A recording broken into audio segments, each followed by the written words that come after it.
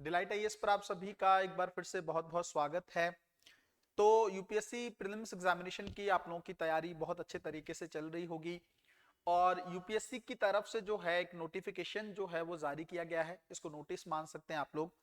इस नोटिस में उन लोगों का नाम या उनका जिक्र किया गया है जिनके फॉर्म जो है वो रिजेक्ट कर दिए गए हैं, है ना। किस तरह का नोटिफिकेशन है, क्या बातें इसके अंदर कही गई हैं, उन लोगों के नाम क्या हैं जिनके फॉर्म जो है यूपीएससी ने एक्सेप्ट नहीं किए हैं, इन सारी चीजों को लेकर हम लोग थोड़ा सा गहराई में बात करने वाले हैं। अगर आप लोग यूपीएससी प्रीलिम्स एग्जामिनेशन 2025 की तैयारी कर रहे हैं, ऑब्वियसली आप लोग वीडियो देख रहे हैं तो आप लोग तैयारी कर रहे होंगे।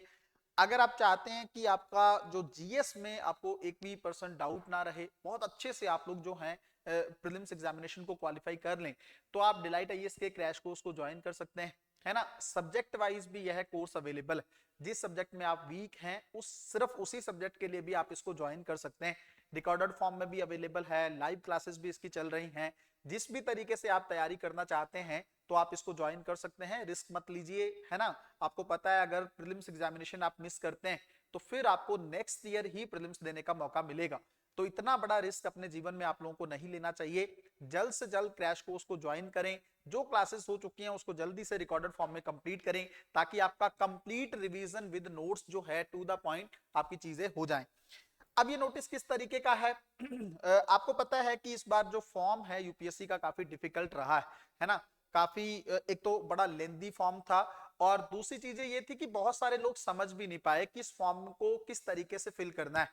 हम लोग पहले भी बात कर चुके हैं कि बहुत सारे लोगों ने फॉर्म अप्लाई भी नहीं किया है क्योंकि उनके पास वो डॉक्यूमेंट्स नहीं थे जो यूपीएससी चाहता था, है ना। जैसे मदर का जो है या फादर मदर को लेकर जो पैन कार्ड वगैरह है कई लोगों के नहीं बने हुए थे, या कई लोगों का सेंट्रल सर्टिफिकेट जो कास्ट वाला जो था वो नहीं अवेलेबल था, और कई और भी बहुत सारी चीजें थी जिसके चलते बच्चे रेडी नहीं थे, तो उन लोगों ने फॉर्म को अप्लाई नहीं किया है। वो नेक्स्ट ईयर तक वेट करना चाहते हैं, तब तक सारे दस्तावेजों के साथ तैयार रहेंगे और नेक्स्ट ईयर जब फॉर्म आएगा यूपीएससी का तो उसको अप्लाई करने का प्रयास करेंगे।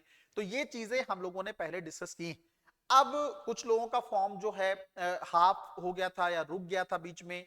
कई लोग कह रहे थे कि सर हम लोग जब सबमिट कर रहे हैं तब पता नहीं चल रहा, कुछ मेल नहीं आया।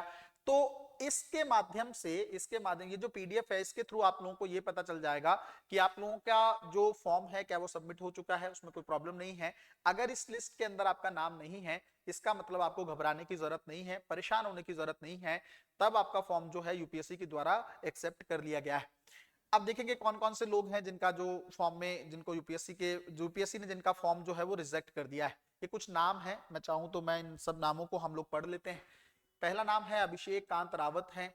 इनका फॉर्म जो है यूपीएससी ने पेमेंट वगैरह के चलते या किसी भी चीज के चलते जो है रोक दिया है ना। अरुण गुप्ता करके नाम है। तीसरा नाम है सुलेंद्र सिंह करके हैं कोई।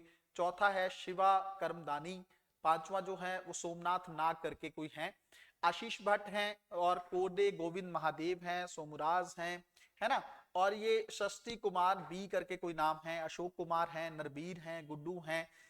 आप देख लीजिए इस लिस्ट में कहीं आपका नाम तो नहीं है। मैं तो नहीं चाहता कि आप लोगों का नाम हो, क्योंकि अगर इसके अंदर आपका नाम है तो अब आप वो मौका जो है यूपीएससी प्रीलिम्स एग्जामिनेशन 2025 देने का वो खो चुके हैं। हालांकि यूपीएससी ने कहा कि आप इसके लिए पिटीशन दायर कर सकते हैं। कुछ दिनों के भीतर यूपीएससी को पोस्ट करना होगा आप लोगों को, ताकि अगर आपके पास जेन्युइन कारण है कि नहीं मेरे पास स्क्रीनशॉट है, पेमेंट सबमिट हो चुका था, यहाँ से फॉर्म सबमिट होने का टाइम मतलब जो है चीजें हैं आपके पास रिकॉर्ड के फॉर्म में अवेलेबल है, तब यूपीएससी फिर उस पर काम कर सकती है। अदरवाइज जो है मेरे हिसाब से, क्योंकि यूपीएससी एक बहुत अच्छी संस्थान है तो उसकी तरफ से गलती होने की संभावना बहुत कम रहती है। ये सारे नाम है, मैं पूरी पीडीएफ जो है आप लोगों को दिखा देता हूं ताकि आप लोगों को एकदम क्लियर कट तरीके से पता चल जाए क्या सच में आप हैं या नहीं। दिनेश सैनी करके हैं कोई, प्रमोद कुमार करके हैं। इवन आप अपना जो है रजिस्ट्रेशन नंबर वो थोड़ा आईडी जो है वो देख लीजिएगा इसके अंदर, है ना। संदीप मंडल करके कोई है, अमित गुप्ता हैं, नीरज गुलेरिया हैं, महेश कुमार हैं, और ये रवि प्रताप सिंह करके हैं कोई, मनोज कुमार हैं, रवि नायक हैं, गौतम घोषाल हैं। बहुत सारे नाम है भाई। बहुत सारे लोगों का जो है फॉर्म रिजेक्ट हो चुका है ना। तकरीबन तकरीबन 43 के आसपास जो है हम लोग नेम देख रहे हैं। तो आपको ये देखना होगा क्या आपका नाम इसके अंदर है कि नहीं। अगर आपका नाम है तब तो ऑब्वियसली आपका फॉर्म रिजेक्ट हो चुका है, बट अगर आपका नाम इसके अंदर नहीं है इसका मतलब यूपीएससी ने आपके फॉर्म को एक्सेप्ट कर लिया है, फिर आप लोगों को परेशान होने की जरूरत नहीं है। मैं इसलिए ये पीडीएफ लेके आया हूं क्योंकि बहुत सारे बच्चे परेशान थे फॉर्म को लेकर, है ना। आप लोगों को भी पता है जब वीडियोस मैंने डाली थी फॉर्म किस तरीके से अप्लाई करना है या किन बातों का ध्यान रखना है, हॉबी किस तरह से फिल करनी है, बहुत सारी चीजों को लेकर मैंने उस समय वीडियोस आप लोगों के सामने लेकर आया।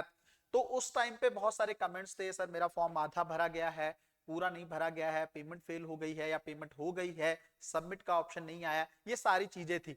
इसलिए मैं आप लोगों के सामने ये पीडीएफ लाया हूं, एक बार फिर से इसको जल्दी से पॉज करके देख लीजिएगा, है ना। मैं इसको पूरा नीचे से ऊपर तक आप लोगों को फिर से दिखा देता हूं, कहीं आपका नाम तो नहीं है, अगर है तो एक बार यूपीएससी से आप लोग कनेक्ट कर सकते हो ताकि आपकी चीजें जो हैं आपको दिक्कत एग्जामिनेशन में ना आए, ठीक है। दूसरी बात यह है कि अब प्रीलिम्स एग्जामिनेशन में बहुत सारा समय अब बचा नहीं है ना। आप लोग जानते हैं कि अब लगभग यहां से 2 महीने का समय आपके पास प्रीलिम्स एग्जामिनेशन को लेकर बचा है। होली आप लोगों ने सेलिब्रेट कर ली, त्योहारों का समय अभी भी चल रहा है, नवरात्रि आने वाले हैं, तो समय आप लोगों के पास अब अवेलेबल नहीं है ना। 60 दिन का एक समय बचा है जिसके अंदर आपको सारी चीजें तैयार करनी, किस तरीके से यहां से स्ट्रेटेजी को फॉलो करने की जरूरत, फिर से वही बातें मैं आप लोग के सामने करना चाहूंगा। एक तो सबसे पहली चीज ये है कि एग्जामिनेशन की जो डिमांड है ना, यूपीएससी किस लेवल पर खेल रहा है उसको रिकॉग्नाइज करने की जरूरत, पहचानो किस लेवल पे सवाल पूछे जा रहे हैं। अगर पेपर की डिमांड फैक्ट है तो आपको फैक्ट तैयार करना होगा, अगर पेपर की डिमांड कॉन्सेप्ट विद फैक्ट है तो आपको कॉन्सेप्ट विद फैक्ट तैयार करना होगा। अगर यूपीएससी आपसे एक्यूरेसी पे ज्यादा चीजें डिमांड कर रहा है ना, कि गलती होने की संभावना कम, तो उस पर काम करना होगा। पेयर्स वाले क्वेश्चन को आप किस तरीके से डील करेंगे वो देखना होगा।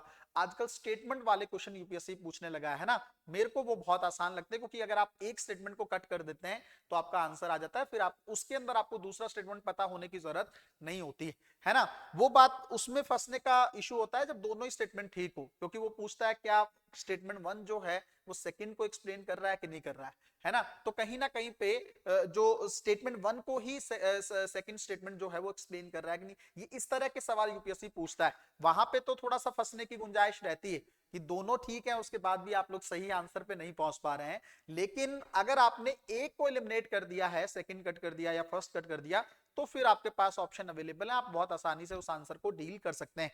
दूसरी चीज ये है, जिन एरियाज से यूपीएससी ज्यादा सवाल पूछता है वो आपके बहुत स्ट्रांग होने चाहिए। सबसे पहली चीज, ज्योग्राफी और एनवायरनमेंट आपका बहुत अच्छा होना चाहिए, क्योंकि 35 के आसपास सवाल उसी में से पूछे जा रहे हैं। इकोनॉमी आपका बहुत अच्छा होना चाहिए, अच्छे खासे सवाल उसमें से पूछे जाते हैं। पॉलिटी बहुत सारे लोग जो हैं इजी लेते हैं इसको, है ना, हालांकि मेरे हिसाब से बड़ा ट्रिकी पेपर यूपीएससी पॉलिटी में भी फ्रेम करता है ना।